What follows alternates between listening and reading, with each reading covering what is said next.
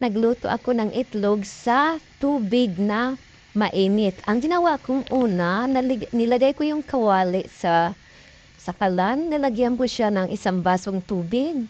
Nang kumulo ng tubig ay nilagay ko ang kunting asin at isang kutsarang vinegar. Suka. Kahit anong suka pwede ninyong ilagay.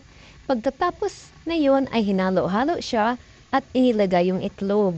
Ngayon, nailagay na natin ang itlog, ay tatakpan natin siya.